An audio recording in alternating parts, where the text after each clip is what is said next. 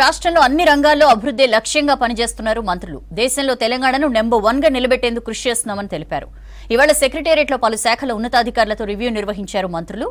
స్థానిక సంస్థల ఎన్నికల నేపథ్యంలో కార్యకర్తలు ప్రజల్లో ఉండాలని పిలుపునిచ్చారు.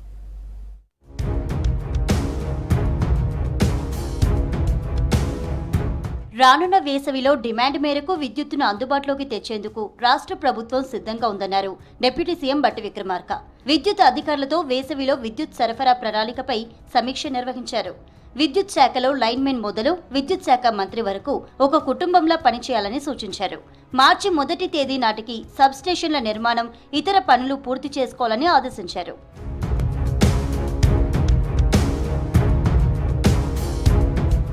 కరీంనగర్ పట్టభద్రుల స్థానంలో కాంగ్రెస్ నేతలతో వీడియో కాన్ఫరెన్స్ నిర్వహించారు మంత్రి ఉత్తమ్ కుమార్ రెడ్డి. పట్టభద్రుల నియోజకవర్గ ఎన్నికల ఊపుతో స్థానిక సంస్థల ఎన్నికలకు సమాయత్తం కావాలన్నారు. ఈ ఎన్నికలు దిగువ శ్రేణి నాయకత్వానికి రిహార్సల్స్ వంటివన్నారు. ఎంపీటీసీ, జెడ్పీటీసీ ఎన్నికల్లో విజయ దుందుబి మోగించాలన్నారు ఉత్తమ్.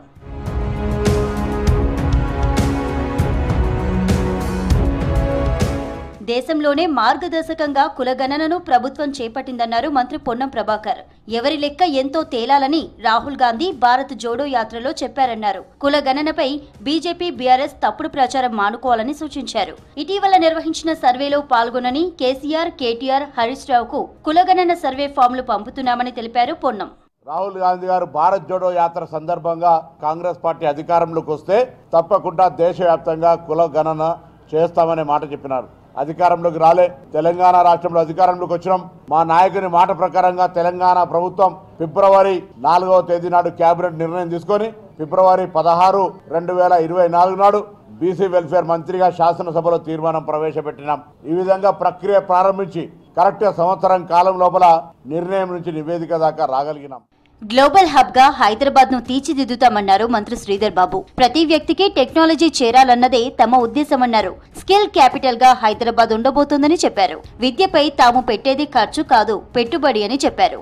హైదరాబాద్ హెచ్ఐసిసిలో జరిగిన 32వ హైసియా సమ్మిట్ అవార్డ్స్ కు చీఫ్ గెస్ట్ గా హాజరయ్యారు శ్రీధర్ బాబు.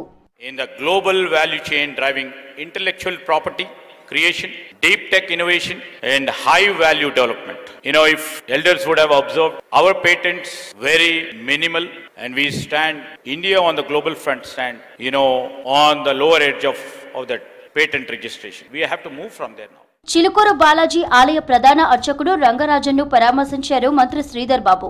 2 రోజుల క్రితం రాఘవరెడ్డి తన అనుచరులతో కలిసి అర్చకుడు రంగరాజన్ ఇంటికి వెళ్లి దాడి చేశారు. ఈ దాడిని మంత్రి శ్రీధర్ బాబు తీవ్రంగా ఖండించారు. దాడి గురించి అర్చకుడు రంగరాజన్ను అడిగి తెలుసుకున్నారు మంత్రి. ఇలాంటి ఘటనలు జరగకుండా చూడాలని పోలీసులకు ఆదేశాలు జారీ చేశారు శ్రీధర్ బాబు.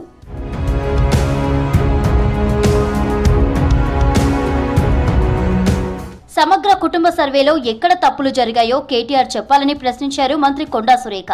మీడియాతో చిట్చాట్ చేసిన కొండా సురేఖ 10 ఏళ్లలో దేవాదాయ శాఖ భూములు భారీగా కబ్జా అయ్యాయని విమర్శించారు.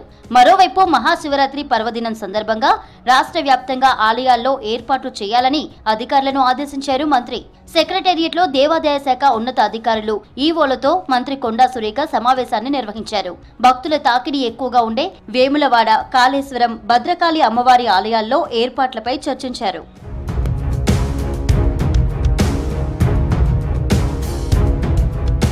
సిద్దిపేట జిల్లా నర్మెట్టల్లో ఆయిల్ ఫామ్ ఫ్యాక్టరీ నిర్మాణ పనులను వేగవంతం చేయాలన్నారు మంత్రి తుమ్మల నాగేశ్వరరావు. మే నెలాఖరు వరకు ఆయిల్ ఫామ్ గెలల ప్రాసెసింగ్ పూర్తి చేయాలని సూచించారు.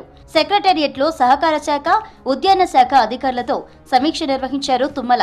టీజీ ఆయిల్ ఫెడ్ ను అంతర్జాతీయ స్థాయిలో అభివృద్ధి చేయడానికి ప్రత్యేక ప్రణాళిక సిద్ధం చేయాలన్నారు. Factory, nursery, plantation, finance, marketing లో అత్యంత నైపుణ్యం కలిగిన సిబ్బందిని నియమించి సంస్థను సమర్థవంతంగా నిర్వహించాలని సూచించారు.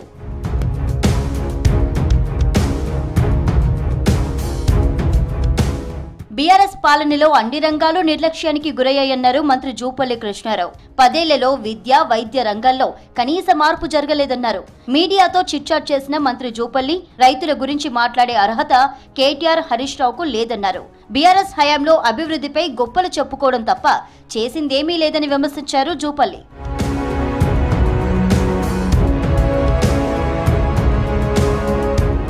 సెక్రటేరియట్ లో క్రిస్ప్ థింక్ ట్యాంక్ సంస్థ మెంబర్ సెక్రటరీ సుబ్రహ్మణ్యంతో భేటీ అయ్యారు మంత్రి సీతక్క. గ్రామ సభల నిర్వహణ, పంచాయతీల స్వయం సమృద్ధి కోసం సంస్కరణలు తెచ్చే దిశగా యాక్షన్ ప్లాన్ సిద్ధం చేయాలని క్రిస్ప్ సంస్థను కోరారు. గ్రామీణ స్థాయిలో మహిళా సాధికారత బలోపేతం కోసం పలు అంశాలపై డిస్కస్ చేశారు. స్థానిక ఎన్నికలు పూర్తయ్యేసరికి యాక్షన్ ప్లాన్ సిద్ధం కావాలని కోరారు మంత్రి సీతక్క. ఇక పంచాయతీ ఎన్నికల నిర్వహణపై దూకుడు పెంచింది సర్కార్. నిన్ననే డెడికేషన్ కమిషన్ రిపోర్టు సమర్పించడంతో ఇక రిజర్వేషన్లను ఖరారు చేసే పనిలో పడింది. రేపు 11:30 ముఖ్యమంత్రి రేవంత్ రెడ్డి, పంచాయతీరాజ్ శాఖ మంత్రి సీతక్క, సీఎస్ సహా ఉన్నత అధికారులు ప్రత్యేకంగా భేటీ కానున్నారు. పంచాయతీ ఎన్నికలపైనే ప్రధానంగా చర్చించనున్నట్లు తెలుస్తోంది.